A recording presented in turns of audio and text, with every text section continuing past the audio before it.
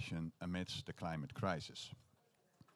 In this session, we bring together small-scale farmers' representatives, global coalitions and policymakers to share their challenges, visions and actions on how to increase support for investing in sustainable and healthy smallholder producers. With regard to public policymakers, I would like to especially welcome the Minister for Livestock and Fisheries from Tanzania, Mr. Abdallah Ulega. Welcome. And he will also join our panel later on. My name is Ilko Baan. I'm the SNV's global lead on inclusive markets and impact investment, and I'm very pleased to be the moderator of this session.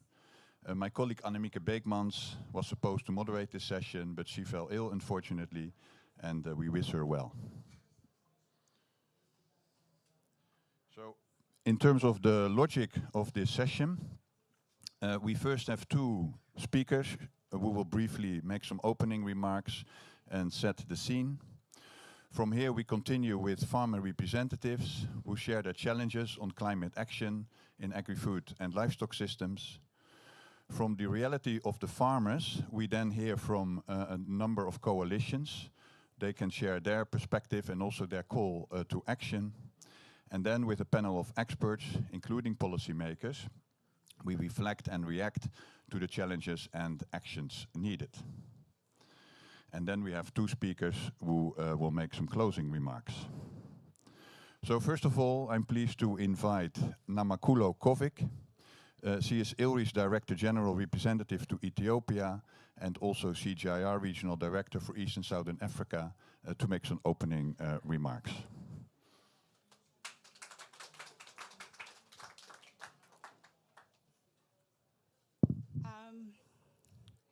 Honorable Minister of Livestock from Tanzania, distinguished farmers on whom we depend for the food that we consume, distinguished partners, ladies and gentlemen, all protocols observed.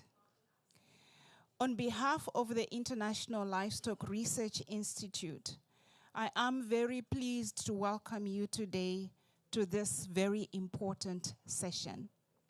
Now, I'm based in Ethiopia, where I am working, a country that is very much at the center of the issues we are going to discuss today, because it is a livestock country and also one that is facing immense climate challenges at the moment. So I am immersed in the challenges that you will be discussing today. In this session, we will be looking at how we can actually address the issue of climate change. How can we position livestock as part of food systems transformation, as an integral part of the solutions that we need? It is clear that livestock systems must change to mitigate harm to the climate, environment, and human health. But we need to do this in a way that is socially just and does not compromise their multiple benefits. That is, the multiple benefits that livestock brings to the different communities that we seek to serve. Not just in Africa, but also in Asia, we are expecting an increase in demand of livestock products because of rising income, but also because of the need for nutrition perspectives. However, we need to come up with solutions to make their efforts more sustainable. And so one of the things that we are facing is this double burden that farmers face.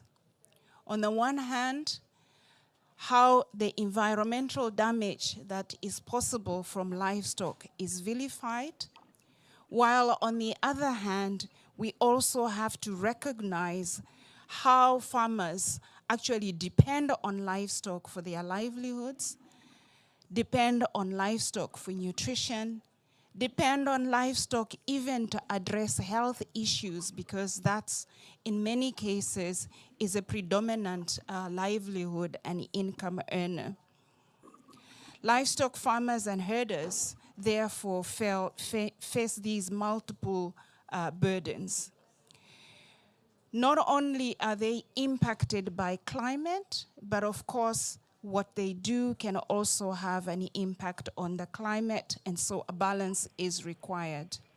So in today's sessions, we will be looking at a number of potential pathways through which we can move towards a net zero livestock sector in the developing world.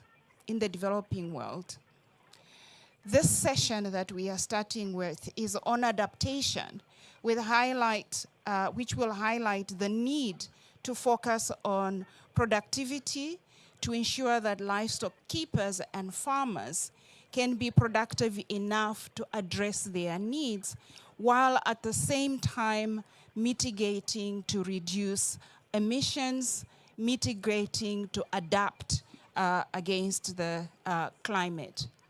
We know now that it is possible, with a combination of genetics and good practices, to be able to reduce emissions by up to 30%.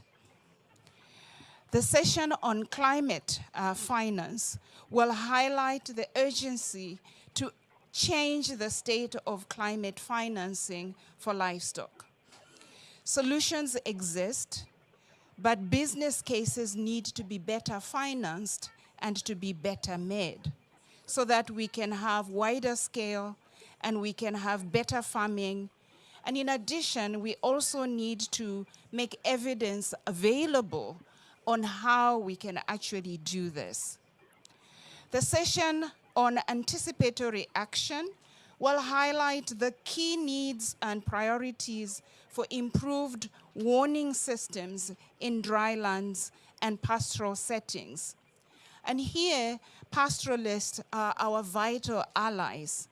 They are the first responders to this climate adaptation process, because they live right in the middle of it and they need to anticipate. But what are the anticipatory investments that are needed to enable them in these vulnerable drylands and rangeland communities to actually manage the transition that we are on? And it's a transition that must keep going regardless of what we do. Finally, the session on dietary justice will highlight the need for more nuance when discussing milk, meat, and eggs and their production patterns. It will also show the trade-offs and synergies as to how we incorporate animal source foods as part of food systems transformation in the global South. The sessions would not be possible without our alliance, Advancing Livestock for Climate. This brings together a group of like-minded organizations, many of you in this room, who are committed to transforming livestock systems to better achieve societal goals while recognizing and reinforcing the role it can play in food systems transformation. I would like to particularly acknowledge AGRA, the Heifer International, Jamil Observatory, Mercy Corps, the Global Agenda on Sustainable Livestock, and SNV as our co-hosts for making it possible to organize these sessions today. Livestock needs to be part of the change, but it also needs to be seen as an integral part of food systems transformation, without which many livelihoods will not be possible, without which meeting nutrition needs in the global South would be compromised. So welcome to today's sessions and to this one in particular, and may the deliberations be successful.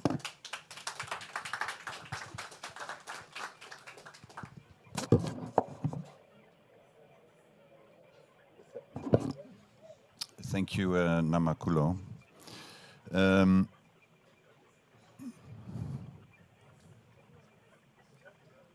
Okay. I think you emphasize this need for socially just system changes, also the double burden faced by livestock farmers and herders to decrease their environmental footprint, while also, while they're also negatively affected by climate change. I now would like to call on Simon O'Connell, our CEO from SNV, to make some opening remarks. Simon. Thank you, Ilko. Good morning, all, ladies and gentlemen, Honourable Minister, friends. It's great to be with you all. We know there's lots of sessions going on, lots of choices, so we're packed room. Frankly, we're delighted, and thank you for joining us. Look, I thought I'd kick off maybe just with something that you weren't necessarily, or my team, certainly SNV, probably not expecting me to say, but let's just put it up front and center, putting farmers first. And in my notes, it was putting farmers first, walking the talk. We're thrilled you're with us, but we really shouldn't be holding this session, yeah? Walking the talk, putting farmers first, 40 years after Robert Chambers wrote all his books on putting the last first and putting the first last and whose reality counts. And those of you who've been doing this work for as long as I have, participatory rural appraisals and all that stuff, we've got to start walking the talk. It's on all of us. It's on all of us. And I wanted to acknowledge that equally from an SNV perspective, and I'm sure from many of the other partners in the room. So let's ask that hard question. We're asking it at SNV. What's our role? How do we derive legitimacy for our work as a global development partner? And the truth is, friends, if I may, it's about listening, isn't it? It's not about people like me coming along and giving long speeches. It's about really deeply, intentionally listening to those that we are working with and for. And if we don't get that right, if we don't listen well enough, if we continue to be simplistic in our framings of global north and global south, and we don't really acknowledge the diffuseness and the complexity of power, we will increasingly lose that all-important legitimacy. So that's really my main point, and I'm intent on listening through this session and through the rest of the day together. 3 key messages we did want to relay. Focus on those locally led principles, inclusivity and walking the talk, as I've just said. Let's really intently focus on those. Secondly, support making climate-smart technologies and financing more accessible for adaptation. And we've got beautiful examples we have with the Netherlands Space Office, Dutch government, some of whom are in the room. René van Hel, thank you so much for joining us. Looking at how we get geospatial data, information on forage, fodder, transhumance corridors, where's the water, etc., through to agro-pastoralists in the Sahel, and doing that in partnership with mobile network operators. Other wonderful organizations have similar platforms. There are also platforms out there to link the access to information to financial services. We can do this at greater scale, and we must do it at greater scale, again, focusing on the inclusiveness around these technologies. It's easy to say digitalization is important. Can't argue with that. It's easy to say digitalization is a wonderful tool for development. It's much harder to really ensure that it's available. Inclusivity with all the very, very important gender dynamics around that to be aware of. And then the third one, establishing incentives to really shift, to move the needle, to focus on those more sustainable practices. So again, I'm the lucky person that gets to see lots of remarkable work all over the world. I've seen recently some of SMVs and partners work in southwest Nigeria in a place called Akure, working with cocoa producers. I've seen even some months ago, earlier in the summer, more saline-resistant rice being produced in Bangladesh in the context of increased salinity because of the climate crisis. I've seen some of our work with tea plantations in the west of Uganda, where they're looking to increasingly move to more sustainable production cycles. I've seen much of our work with livestock and the dairy sector, but all of it, every single place I've been lucky enough to see, I've left thinking, you know what? Part of the solution has to be paying a better price for more sustainably produced products. We have to acknowledge that. We have to recognize we need to get the right forms of financing in. We need to be able to trace products better so that we can really tell which ones are being produced more sustainably. And then we, lucky people like me, we need to be prepared to pay a bit more money for those more sustainably produced products. So those are my 3 points. You heard the first one, which is my main one. Let's walk the talk. I'm here to listen more than to talk, and delighted to be here. Thank you.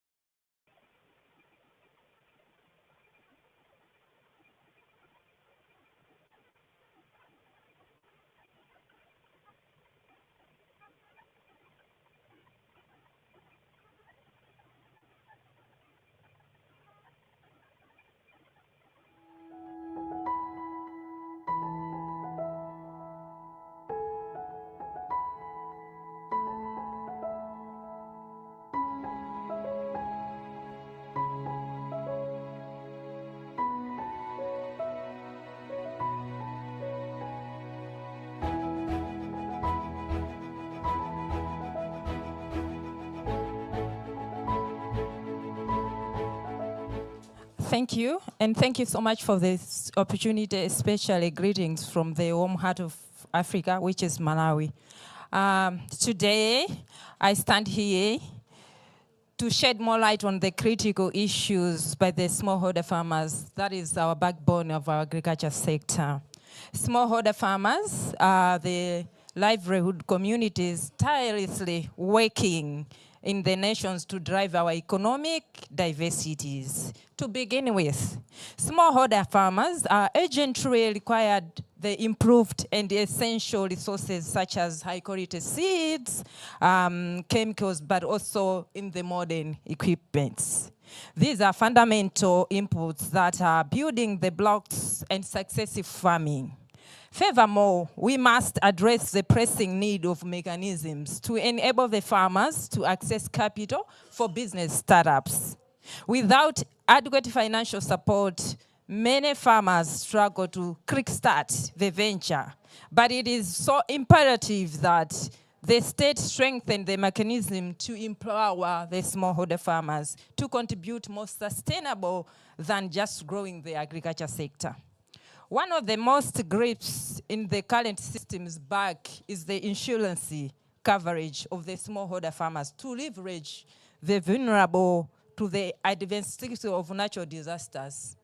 To mitigate the risks, I propose the establishment of special fund dedicated to the farmers, ensuring that the constituents of our contribution of the food system supply chain. Finance is undeniable crucial characters to the socio-economic development of our agriculture, both micro and macro levels. Our farmers acknowledge the transformation of the law of agriculture that plays the business maximizing the productivity of the limited resources.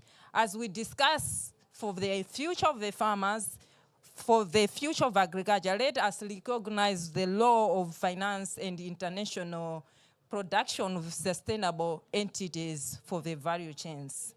In response, we need our farmers, I call upon financiers to develop a farmer-friendly financing. I argue governments, our government and also partners for agriculture fund that can save collateral to these farmers. Remember, 80% of our farmers, they are smallholder farmers. So, to complement these efforts, development and investment agents could play a pivotal role by providing grants and also funds to support agriculture projects.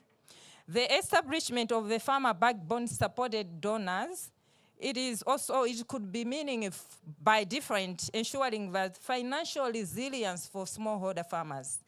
In conclusion on this, let us unite in our commitments to create a more robust and support environment of our smallholder farmers by addressing the immediate need for improved resources, access to capital, risk mitigation through insurance. We can put the way forward for agriculture sector, but also, before I conclude, as smallholder farmers, we call for the government to make sure that substantial investment in the provision of extensional services.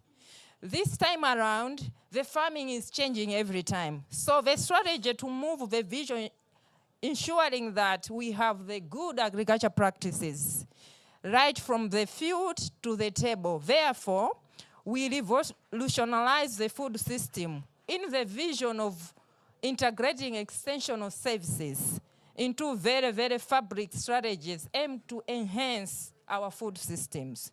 So we empower them to ensure that we stay at risk on the technical and also the latest technologies by doing and empower the transfer innovations to our own farmers. So the shift towards new technologies and also the quest of food safety and the protection of natural environment, we must move beyond our traditional method to embrace the future of farmers, but also to the power that can observe the health and then the environment process. Continuance of the adoption of new technologies develops the pivot to the achieve of the food safety, but also the environmental sustainability. Government through our regions, economies, but also grouping should actively participate in the global discussions to facilitate the seamless transfer of information to food producers as farmers, especially the smallholder farmers. This exchange, it ensures us to make sure that we structurally change, but also increase demand on the contribution of the food safety. It is therefore very important to our governments, but also our stakeholders, to champion the promotion of these technologies through capacity building forums, to tailor-made our farmers, to tailor-made our primary producers. That should be encouraged to support the adaptation and leverage, but also the sustainable technologies in advancing. In concluding on this speech, ladies and gentlemen, but also honorable ministers, let us hear the call of our farmers for strategic and holistic approach that integrate extensional services, capacity building, but also agriculture workforce that can transform our technologies, but also collectively build our food systems through our own smallholder farmers. Thank you so much for listening.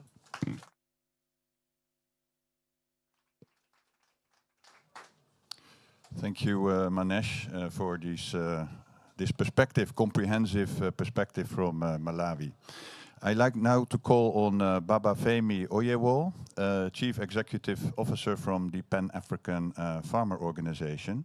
And yeah, I think that's more an umbrella organization, right? So it's good to have a bit of a broader perspective on the challenges on the continent. Could you share your key challenges you see from your perspective? Thank you.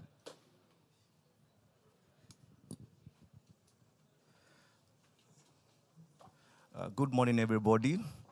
And I really want to thank the organizers of this session for inviting PAFO to make a remark or give a perspective of what the farmers in Africa are facing. First of all, let me introduce PAFO. PAFO is a member-based organization, and we have 5 regional networks with 73 national farmers organizations in 48 countries in Africa, with a membership strength of 80 million farmers. So we are a well-representative organization.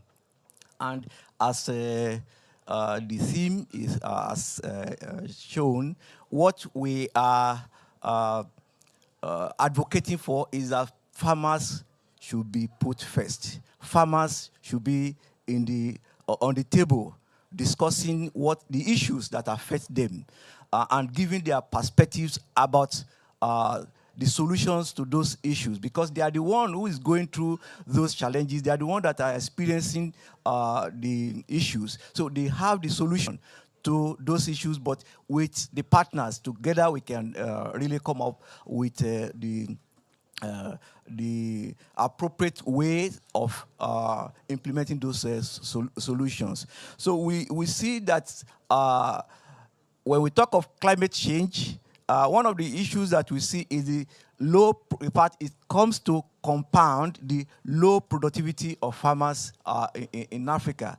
And if the productivity of farmers is very low, then we cannot shy away from the challenge of food insecurity in Africa and in the world. So we need support to increase the productivity of smallholder farmers.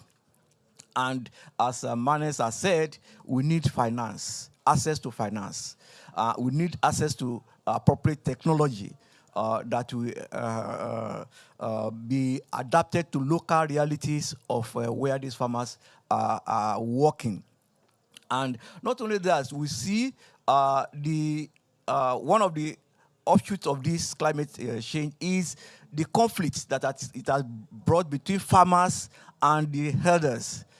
So those conflicts are also compounding the productivity of farmers, the production of farmers. So we need the policies by government to be able to resolve these conflicts that is affecting the productivity and the production of farmers, which is because the animals, they need water and they have to move around. And in the course of moving around, they destroy the crops of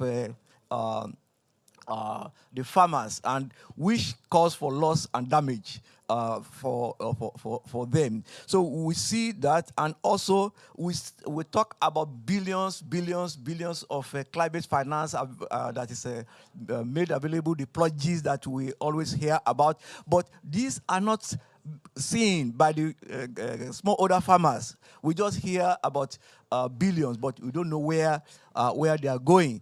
And it is our desire that this climate finance is very, we need them to be able to increase our productivity and also to be able to reduce food insecurity in Africa. So we also need the insurance, like she said also, we need insurance products that will help us to mitigate the effect of climate change among our members. But again, I'm always saying to our constituencies that we as farmers, we do not necessarily need to be emphasizing the problems. We should be emphasizing the solutions that we can bring to solve those problems. And that is what we attract the support of the development partners, even the government, and also the stakeholders in the food systems. Thank you very much.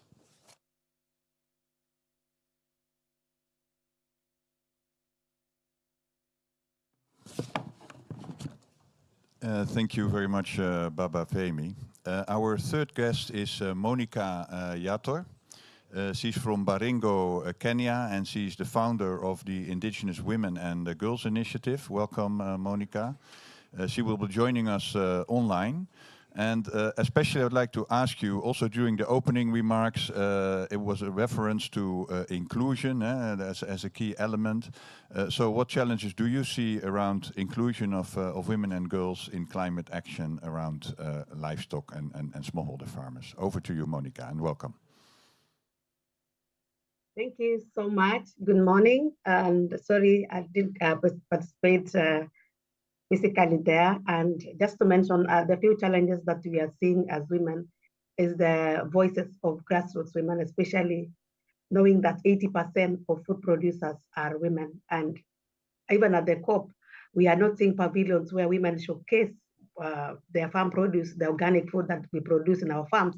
So maybe next time and going forward, this is the recommendation that we want to give to the stakeholders, that we need to have a pavilion for seeds, for food, for indigenous foods that we produce, and also enhance the voices of us representing even in decision-making environment and also in the negotiation rooms.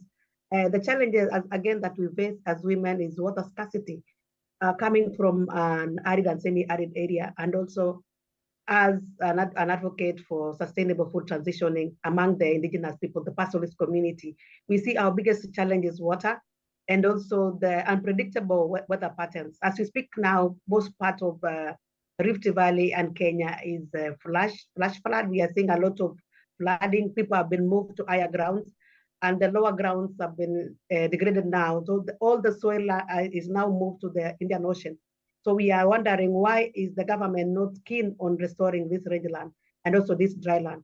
All the government projects is focused in the rain-fed areas. They're talking now about planting 15 billion trees, but these 15 billion trees are planted in high areas, forgetting that there's a livelihood that is sustainable and there's a livelihood that is adapting to climate change through mobility. Pastoralism can only thrive when there is mobility. And even if you see in our policies, we don't have a policy that is advocating for sustainable pastoralism. Look at agriculture policies. No one is speaking about sustainable agriculture through pastoralism. So we are wondering, how will we even achieve these SDGs that we're talking about, SDG 15, yet we are still struggling to achieve SDG 1, which is hunger, and SDG 2, which is also poverty. Also, our women, they're struggling to feed their families. As we speak now, we don't have grains now because people are now struggling to see when will this rain stop so that they can go back and farm. And if they go back and farm, the land is already degraded. We have deep gullies now. So this land means that the pastoralist community will have to be moved to other areas, unless we bring in our climate action universally to everybody, to also pastoralist communities. Thank you so much.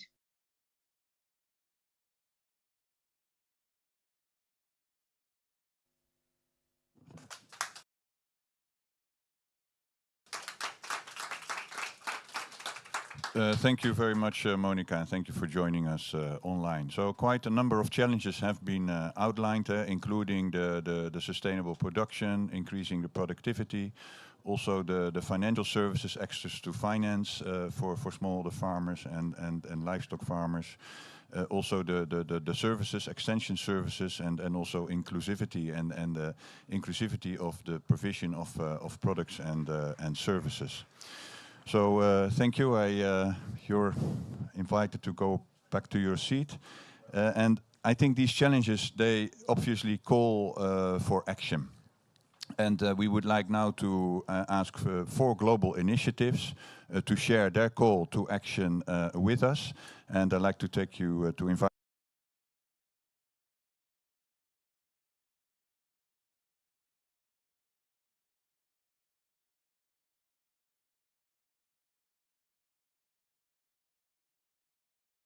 you to take your call to action.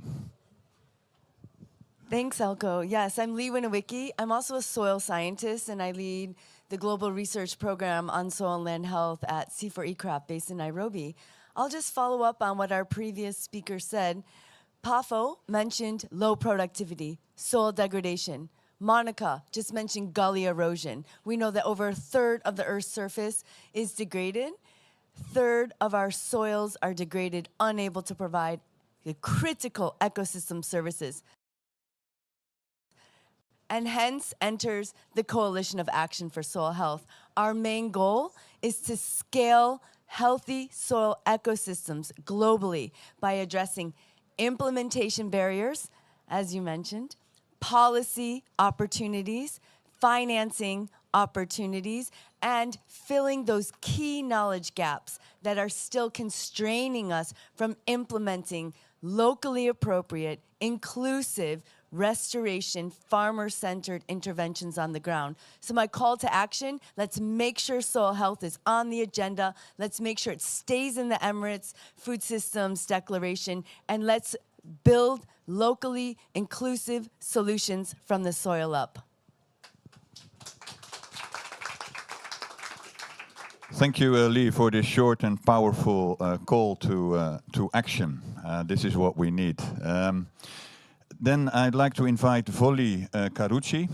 He's representing the Resilience Local Food Supply Chain Alliance. So, Volli, what is your call to action? Over to you. Thank you very much, and honored to be at this event. And just following on what Lee, I mean, my name is Volli Carucci. I'm the director of the Food Systems and Resilience Service in the World Food Programme, and very happy to represent the Alliance, the coalition on the Alliance on Resilient Supply Chain. Is also about resilient ecosystems that I'm representing here, and so actually linking the two alliances here. So putting farmers first. Farmers, actually, I'm a farmer back home in Italy too, a good one. And conservation agriculture since 1985 from my old man that was a soil scientist. So, but the pitch is really that if we want to put farmers first, we need to put soils and landscape first at scale. And 100 million hectares just in Africa being degraded, and really touching last speaker, we cannot just have sustainable resilient food systems without tackling this issue at the source. And for the World Food Programme in particular, these are our main clients, particularly in dryland Africa. So our pitch is just to try to see, as we move along with this climate crisis, and is not anymore a risk, is a certainty, how we can actually reverse what is by many considered irreversible here. We have some experience in the Sahel, 300,000 hectares being rehabilitated in the last 5 years in 3,000 communities, more or less, across the G5 Sahel countries. Women engaged in compost making, producing over 60,000 tons of compost in areas that nobody said we were crazy. Actually, they did that, okay? Healing back the soil. That ancient body, organism that we belong, will be fixed by the young, okay? And this is something that we need to invest upon. We have a plan, an ambition that is a collective ask to all of partners to move into a Great Green Deal for resilient food systems, let's say. Linking the walls into a deal, linking the different type of programmatic integrated efforts as opposed to tools and segmented approaches, because as the Minister of Environment in Niger said, we need to move away from scattered, short-term, small-scale, and siloed approaches into integrated, holistic ones. We can rehabilitate in the next 10 years, 10, 50 million hectares across Africa, from the Atlantic to the Red Sea, okay? We can get millions of farmers back into the saddle and produce, and that is also replenishing social cohesion. The hidden R in resilience is relationships, is about, you know, greater social cohesion, pastoralists and agro-pastoralists and farmers, re-establishing that transmission belt that for decades, centuries, have been the pattern, and now it's been destabilized. We can do it. We have a lot of great experiences. One thing that we are not doing well enough is building the evidence, documenting what works. So collectively, we need to do a much better job. Not from the soundbite perspective, not just from a few visuals, from actually scientific evidence, deploying universities. We partner with 16 African universities now to deploy young talents. You know, we call it our seedlings that will grow as baobabs and acacia albidas and abyssinicas. I've been spending 16 years in Ethiopia, working also with SNV in Bugna Wareda, remember that. So Robert Chambers, came, when some of us were already doing some work. I'm old enough.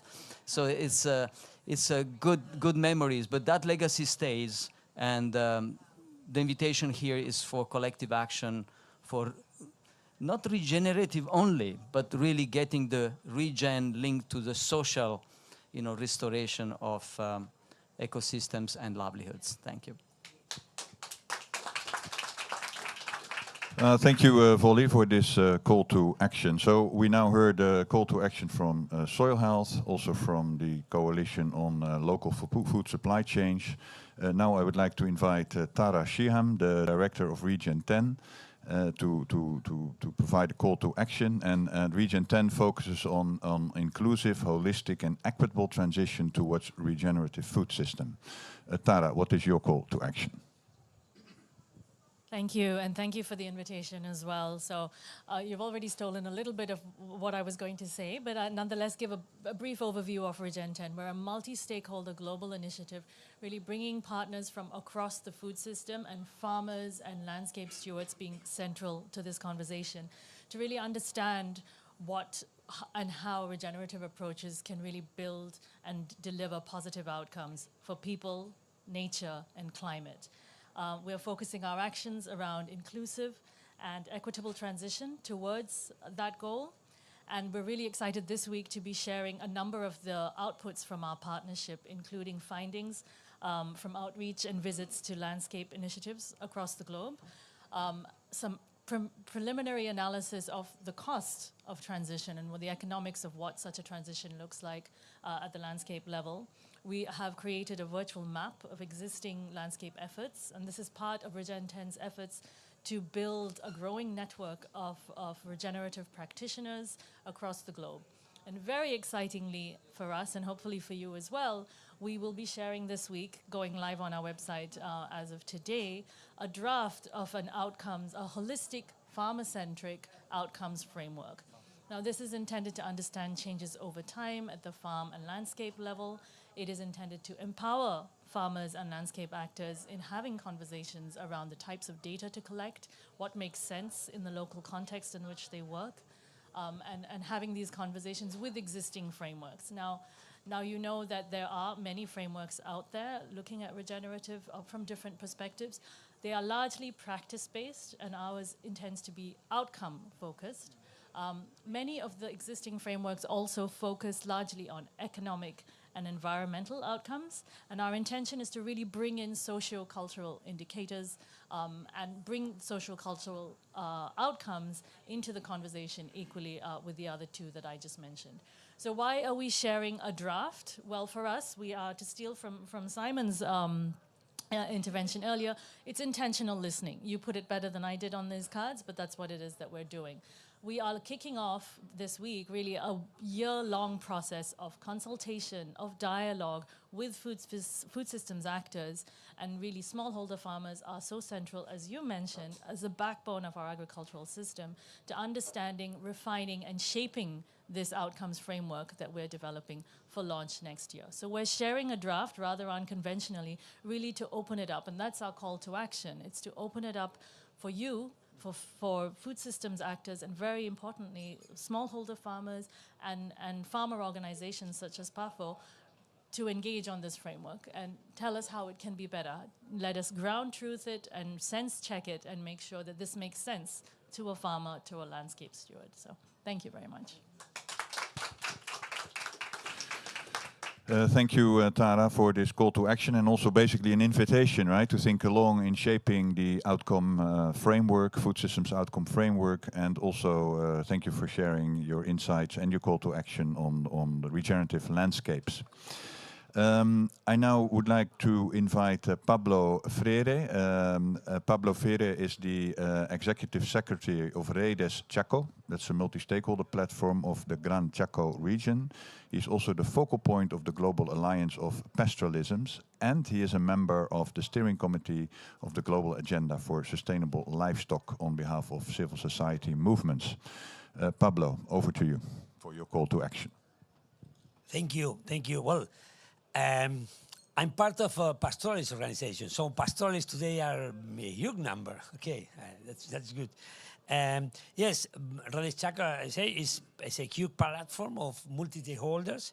We are a member of Pastor Americas, it's another regional organization, and part of a global alliance of pastoralists named WAMIP. We represent civil society movements at the global agenda for sustainable livestock, this one here. And we have to remark that pastoralists provides to the world milk, meat, fiber, and others, and especially in places where are not possible other productions. It's very important, this. Global Agenda is a partnership of livestock sector commitment with sustainable development of the sector. For us, pastoralists, it's important to be there because gas is the opportunity to dialogue with others, academias, private sector, donors, governments, international organizations, FIO, IFAD. It's very, very, very important moment for us. As also, gas has a system of action networks. For example, LEAP studied the performance, environmental performance of livestock, livestock for social development, different action networks that give us information, data to support our livelihood as part of the solution. Also incorporating best practice based on data and experiences. Dialogue is a great word for us, and let us propose solutions. For example, land tenure taking account our strategy of mobility, access to financing in different ways, access to markets, access to technical assistance, especially in remote areas. But all of these have to be be coordinated at grassroots level among governments, not government organizations, international organizations. They have to coordinate because it's very important. And I have some good news. 2 days ago, transhumance was declared intangible cultural heritage by UNESCO. Two days ago, no, in Roma, in FIO headquarters, was launched the International Year of Camelid for 2024, and in 2026 we're going to have the International Year of Ranchers and Pastoralists. Good news for us. So, thank you. Thank you, Meridian Institute, for Rede Chaco, International Land Coalition, and IFAD to give us the possibility to be here to talk and to know a lot of amazing people. Thank you very much. Thank you, Pablo. We have a bit of time for interaction with the floor. So if you have any views or perspective on these call to actions, or also have a question you would like to ask to one of the panel members here, please fire away. Is there a question you would like to ask? Oh, no, sorry. Any? Yes. My question is for the Coalition on Soil Health. Since we are here talking about livestock, I wanted to hear if you could say something about how you see the integration of livestock into the coalition efforts to become an integral part of improving soil health.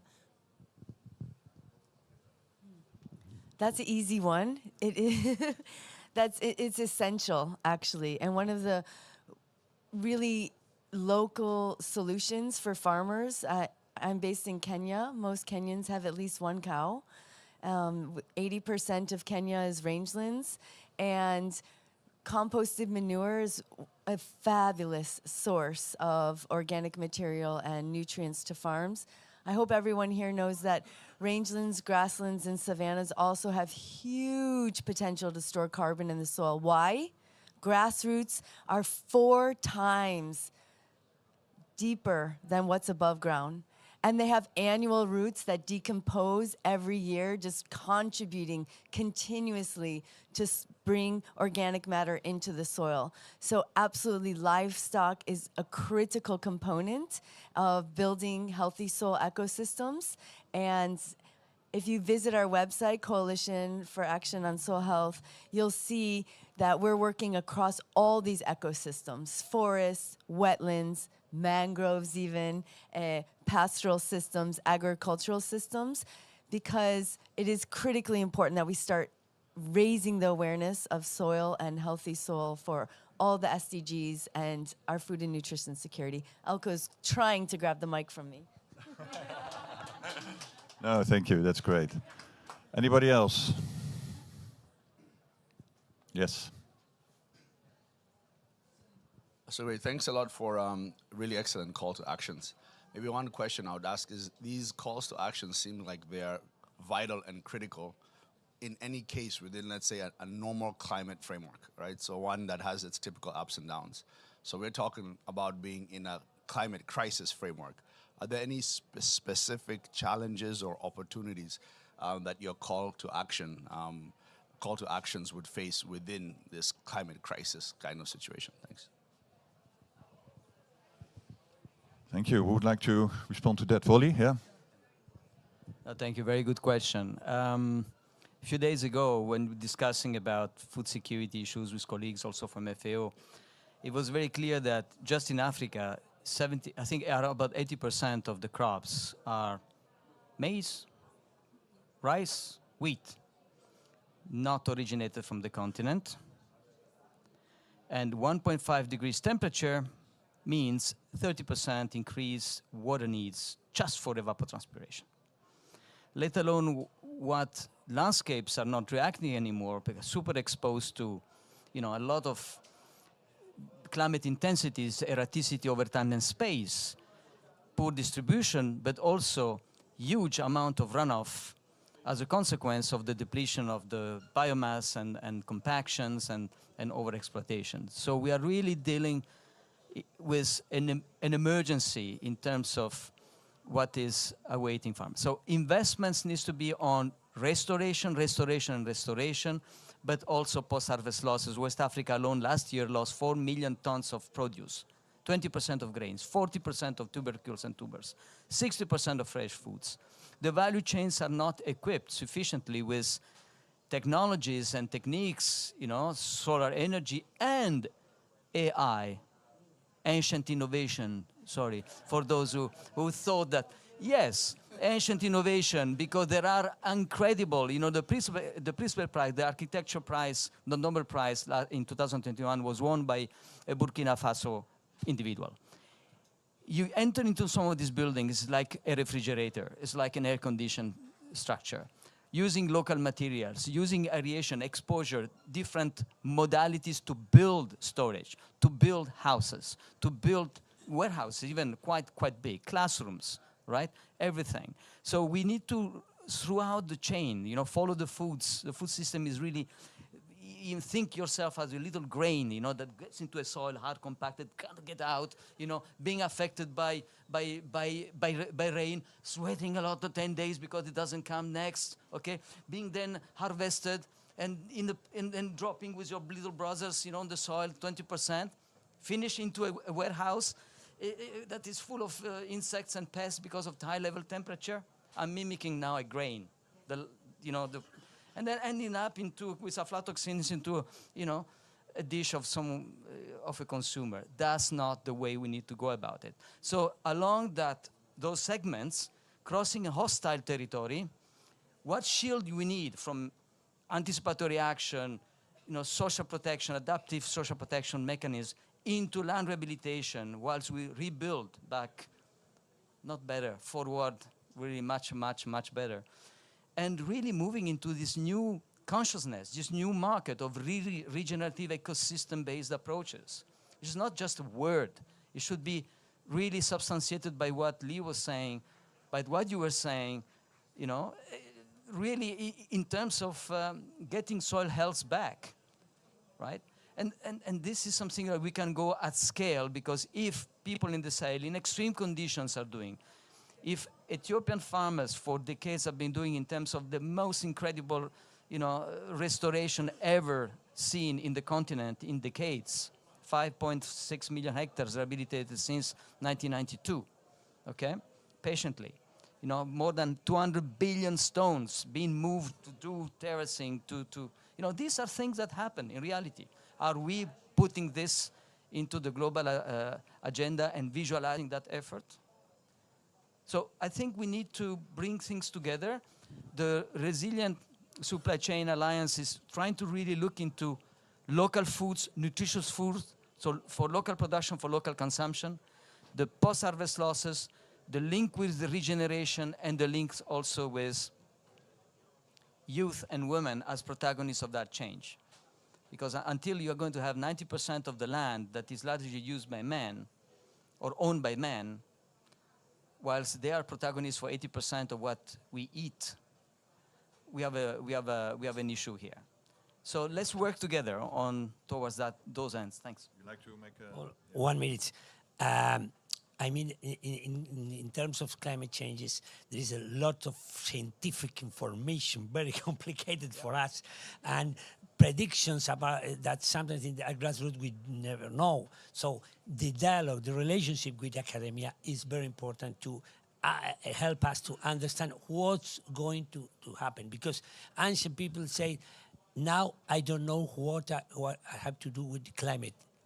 Before, years ago, I know how to do, but now I don't know. And with talking with academia, we learn about what's going to happen in the Chaco, for example, and how to increase our water reserves. Different strategies becoming in changes, but in adaptation, that's what's coming. And this relation, I feel that is very, very important. A dialogue among different stakeholders. Thank you, Pablo. So we heard calls to actions from the Coalition for Action on Soil Health, from Region 10 for the Resilient Supply Chain Alliance, and finally from the Global Agenda for Sustainable Livestock. Let's give them one more hand of applause. Thank you. Thank you. You're invited to take your seat. So we heard about the challenges from the farmers. We've started with that farmer perspective. Then we heard the coalitions with their call to action in terms of how do we globally, collectively also move this agenda forward. We now have a panel, and with that panel we would like to deepen the conversation a bit in terms of what is slowing the action down, and also, more importantly, how to move forward. So I would like to invite three panel members. First of all, Mr. Abdallah Ulega. Mr. Abdallah, welcome. Minister for Livestock and Fisheries from Tanzania, and welcome, Honorable Mr. Andrew Mood. Andrew Mood, Lead Agri-SME Development and Innovative Financing of the African Development Bank. Welcome, Andrew. And then thirdly, we have Hixonia Niasulu, the Vice Chair of the AGRA Board of Directors. Oh. And represented by, sorry. Yes. Sorry, welcome. Yes. Yeah.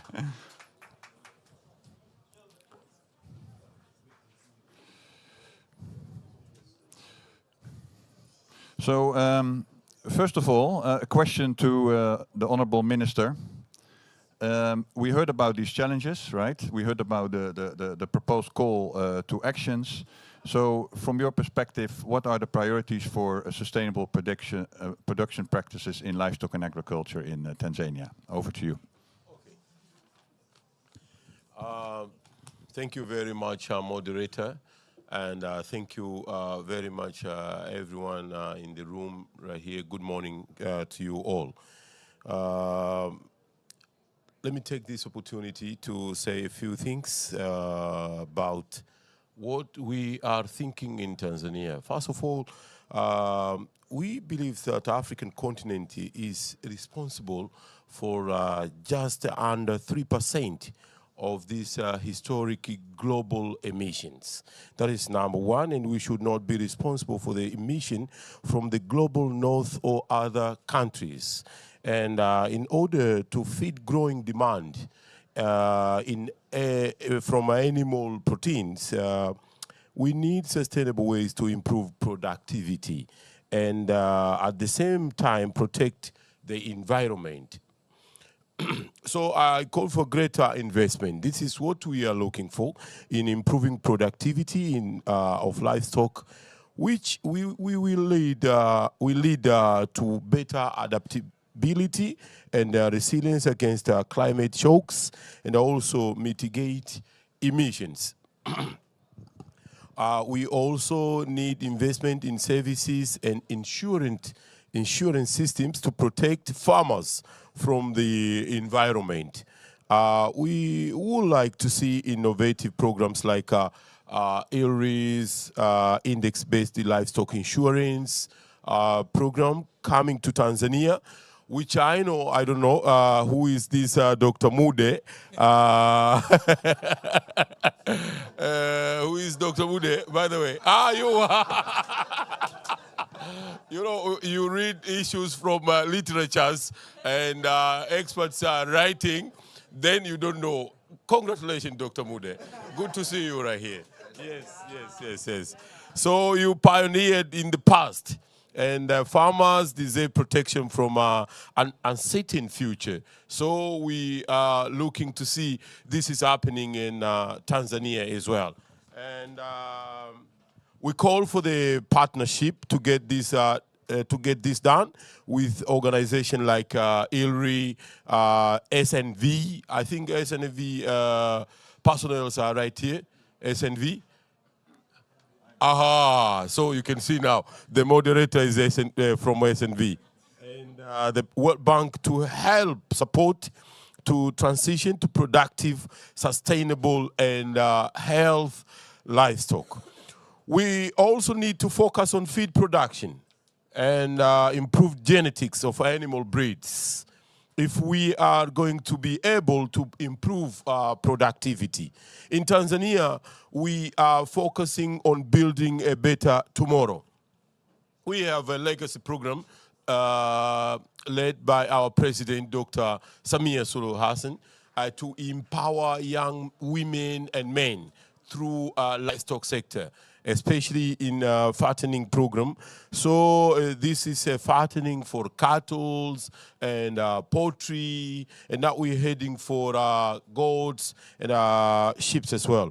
For instance, we work with ILRI on improved genetics and AKM Glitters company. We have a local company in Tanzania that ILRI, they are working together as the private sector support.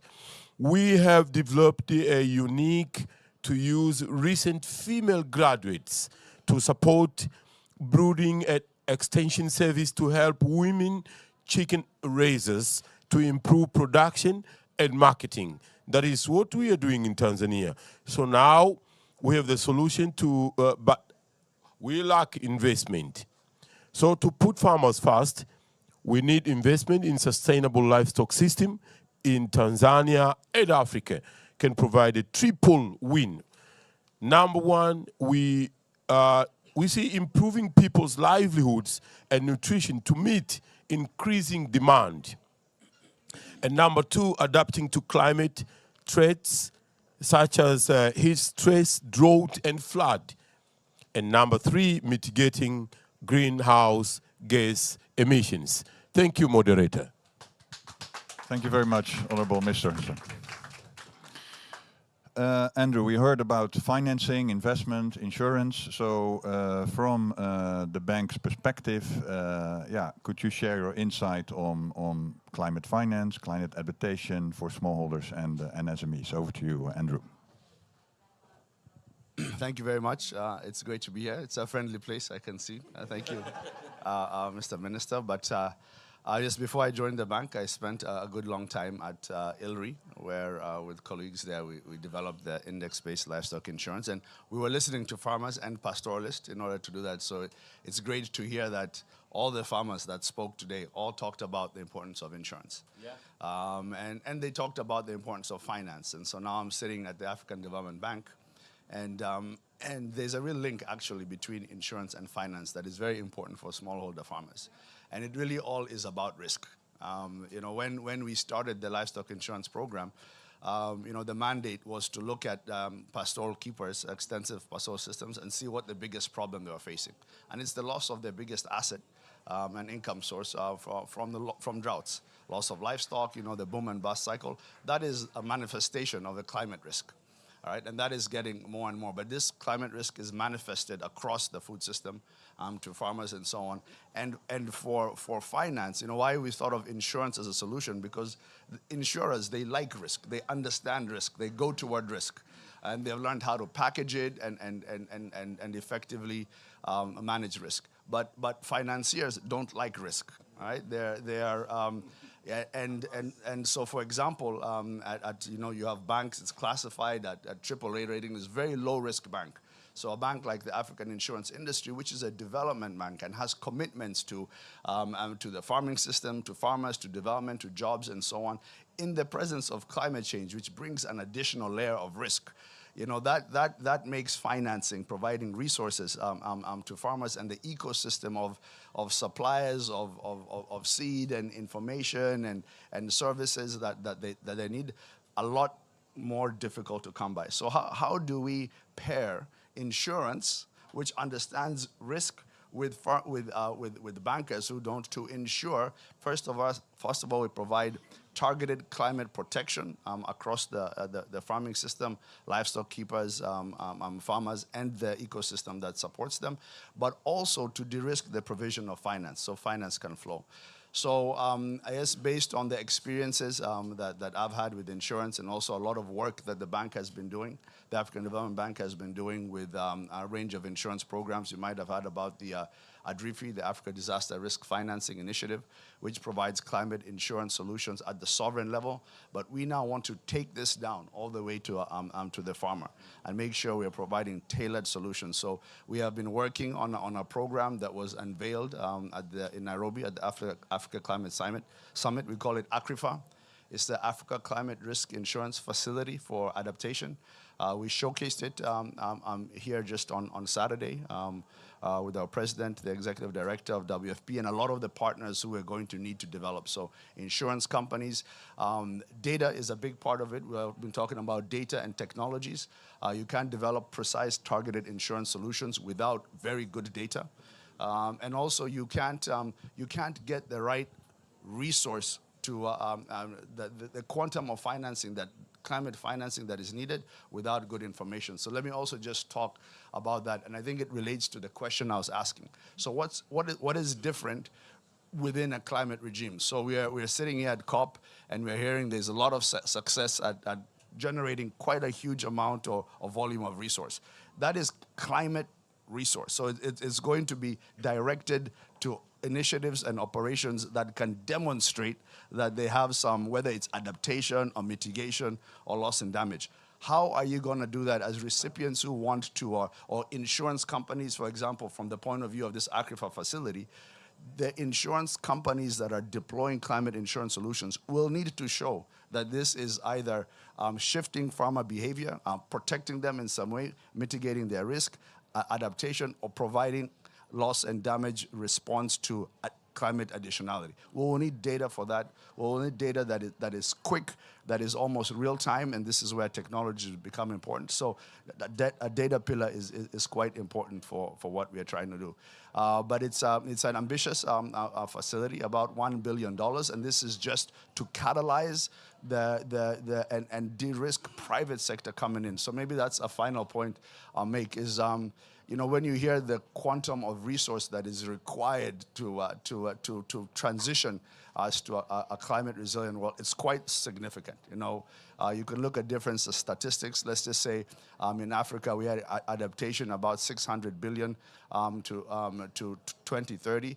Of this, there is no way that public sector funds or public sector and donor philanthropy can do it. We need the private sector.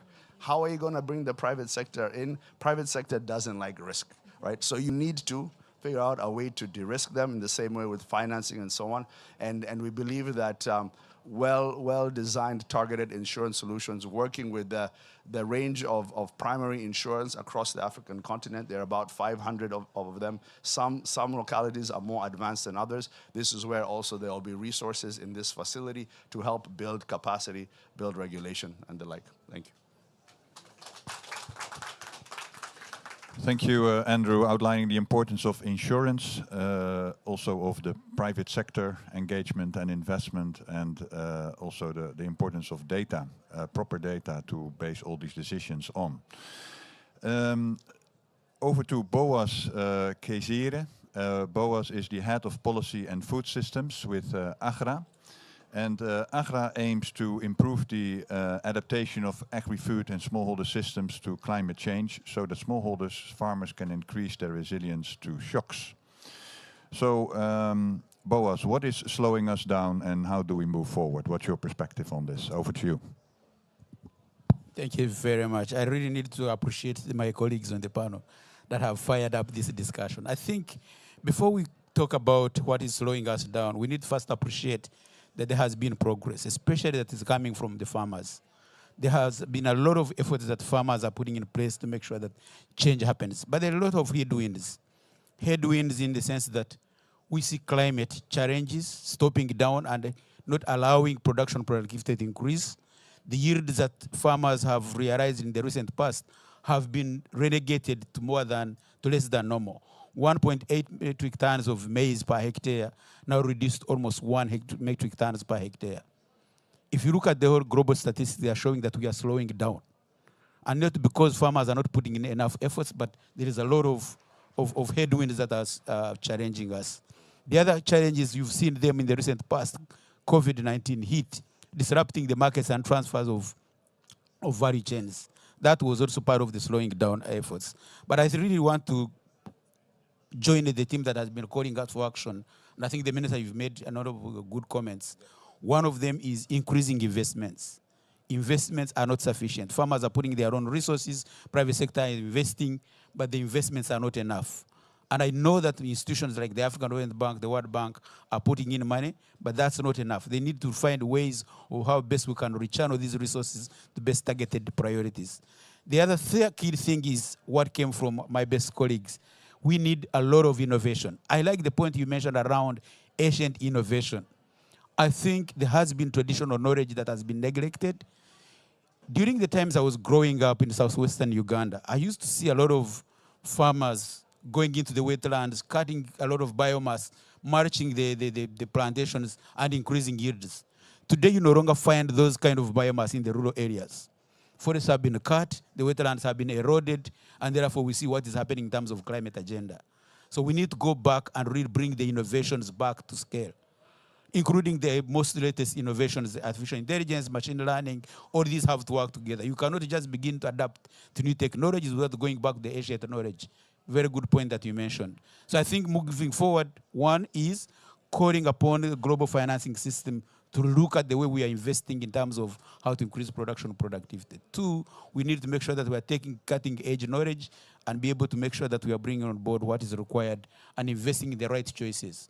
Countries have to come up, have made a lot of efforts. We like the efforts that countries are making in terms of putting the right visions, strategies, and plans. The Building Back Better for Tanzania is one of the good examples. We have similar examples in the continent. We also call upon the government themselves to increase and strengthen the policy environment. Because the private sector wants to invest more, but there are a lot of disruption in the policies and the regulations. We need to make sure that that is put in place such that we can actually catch up with the pace that the world is changing. It is so fast, we need also to move faster than that. Thank you. Thank you, Boaz. The floor is open. I don't know if there's any participants who want to make a remark or to ask a question. Yes, over to you. Thank you very much to this the side event is going to distinguished discuss the adaptation fund work on the disaster risk reduction and early warning system. My question is more of a challenge that I hope you can address. And it's, I think in the previous panel, we were told that we need the research to help us move forward. Now that research can harness those ancient innovations that we have left behind, look at them, and then use our current science to improve upon them. And then alongside with that, then we can also start looking at what else can we do, which are the newer innovations now.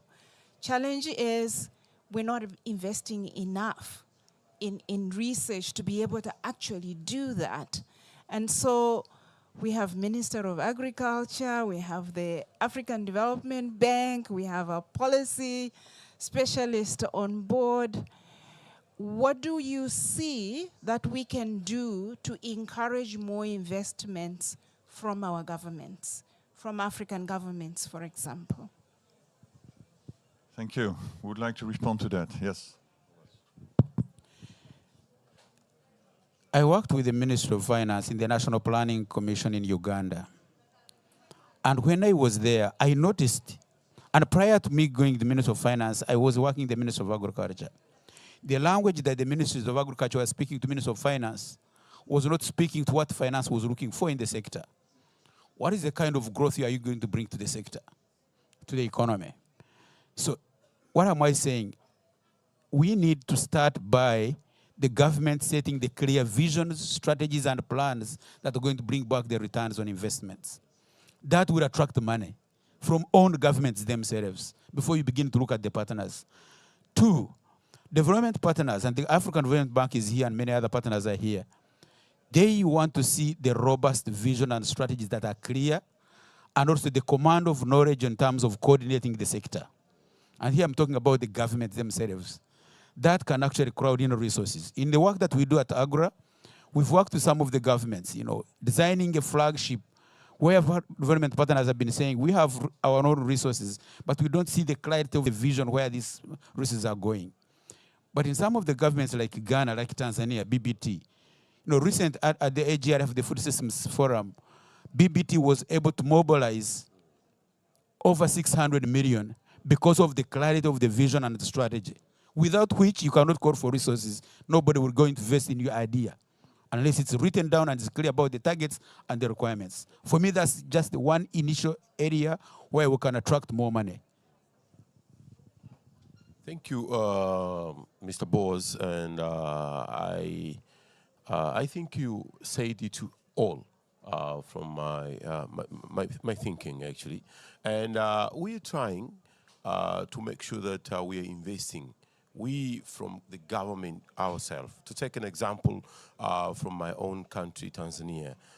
Look, we, before the financial year 2022-2023, that is 2020-2021, the budget for agriculture was only about 200 billions to 300 billion Tanzanian shillings. And now we're talking about 1.2 trillion Tanzanian shillings. So you can see the increase, the number, how increased, you see. So that shows the some of the seriousness to see the transformation, to see the changes. And actually, Boaz mentioned that it was only 600 millions, but it was more than that, actually. Okay. Yes, yeah, it was more than that. Our target is about 1.8 billion US dollars for about 7 years. And to the AGRA meeting, actually, we had the pledges and all these about not less than 1 billion US dollars. So you can see this is because of the vision, of the direction that the government have and attracts more people to see here, if you invest, it's going to be paying back like this. Thank you. Yeah, maybe if I may, this is a very good question and a very important one, because I think, well, I have some bias also because I have a research background, but really we're not going to meet the objectives that we need to meet with SDGs and Paris alignment climate without making sure that the right research is done, that it's funded, and that it gets to the gets to its target. So there's of course the basic research, which maybe is not as easy to convince our government or so on. I mean, but there may be other players to do. So let me just speak directly to what I imagine we can get more creative about in let's say relationship with the AFDB and with governments and so on. So before I was moved to build the SME and innovative financing, climate financing space, my first position at the FDB was managing the agricultural production and sustainability division. And there was the livestock flagship.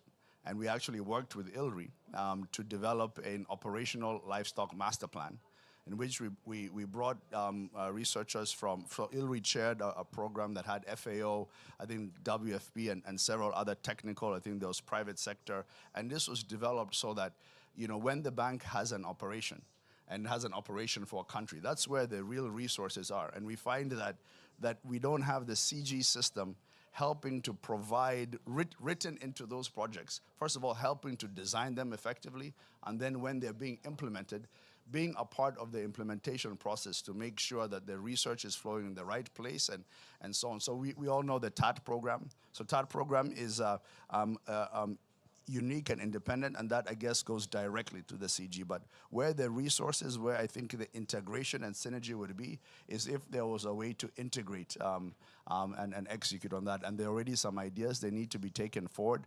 I think maybe some of the one CGR reorientation that also brings the government involved in some way. Some of the CG institutes have their ministers sitting on the board. I think those discussions should be happening. And they might be able to receive more traction if you could go to a minister with a local level partner, a university, an agricultural university, and show that any investment also in the CG will trickle down to building the agricultural capacity for R&D in the country. Thank you. I think we need to close. Yeah, thank you very much, Andrew. I think we're coming to a close. Thank you for the panel. You can take your seat, please. Yeah, I would like to invite Marilia Bejera. She's the Chief of Programs of the IKEA Foundation to share some key takeaways. We heard from the farmers, we heard from the coalitions, we heard some perspective from policymakers.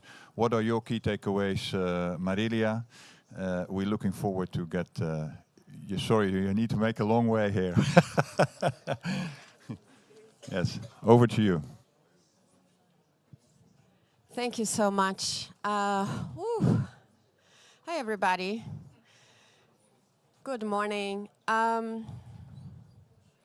So first, I wanna say thank you to Ilko and Simon and the SNV team, not just for the invitation to be on a panel, but for your partnership. Simon, we're gonna be bookends, kind of say the same thing at the beginning and at the end. First, I mean, the only reason why I have this mic in my hands is because I'm a part of an organization that has been helping fund some of this work. So I want to acknowledge I'm not a farmer. My lived experience is limited in this space, right? But I want to just refer back to a few things. I think one, fundamentally, I am here to learn like you and to listen like you, and I've learned a lot today. I grew up in Brazil, in actually one of the poorest countries of Brazil, and I remember very vividly, being a young kid, and when it didn't rain, we had a lot of people come from the country to the city, looking for food. And so when I hear the need for us to really think about the farmer first, that experience really comes to me. The need for food security, the need for us to have productive, healthy soil, the need for us to have good relationship with land is really important.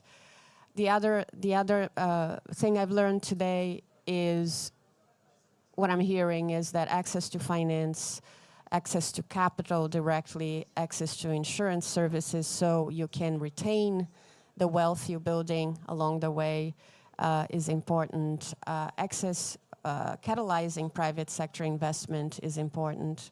And here again, I want to bring an experience from Brazil. Unfortunately, Brazil is a country where we have a well-developed private sector in the agriculture sector, and it's still a place where we have growing hunger. I mean, we had managed to bring it down, but now it's like up towards 15% of the people. It's millions, tens of millions of people in Brazil are still hungry. So how might we drive private sector engagement and capital in a way that really reaches all the way down to farm level, to the farmer, to the smallholder farmers, where it needs to be. And we are here again to learn from you, push us, as I've been saying in almost every panel I've been in. We are very far. We are not close, but we want to be allies. We want to be a part of the journey. And not to forget the point around evidence and of what works and the learning that can be shared, and and the context-specific learning that can be shared, something that we're also very, excuse me, interested in supporting. So to that end, bring us with you. We'll be there with you along the way in the learning, and really seeking to be an ally in this journey, because we do know food systems are not serving you, are not serving the planet. So how can we go on this journey together to make it work for all of us? Thank you. Wonderful. Thank you, Marilia. You're looking for... Yeah. Oh, sorry. Then finally, some closing remarks from René van Hel, the Director of Inclusive Green Growth of the Netherlands Ministry of Foreign Affairs. René. Yes, thank you so much. And I would like to say to all the honorable panelists, but especially also to the minister, you take the words out of my mouth. When the minister said, it cannot be true that the 100 poorest countries who are only responsible for 3% of the greenhouse gases have to deal with this. And that's actually why I'm here. So when I say you take the words out of my mouth, many also think, put your money where your mouth is. Because that is probably a very logical corollary of if you say all these beautiful things.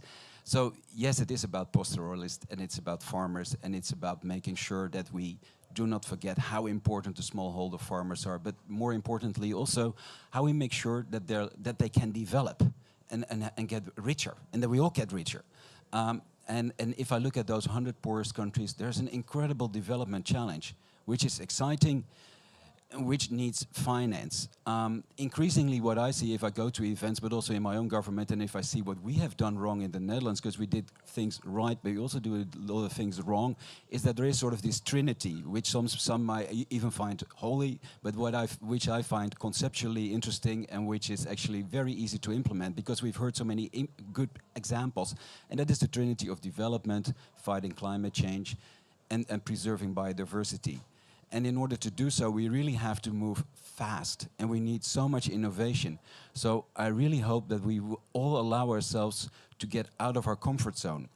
I like to be out of my comfort zone, but I also call on all the organizations that we work with, get out of your comfort zone, whether it's the IKEA Foundation, but also the African Development Bank, the World Bank, IFDC, our lovely friends of SNV, all. And if you say, where do I put my money? Where's that money? And where's my mouth?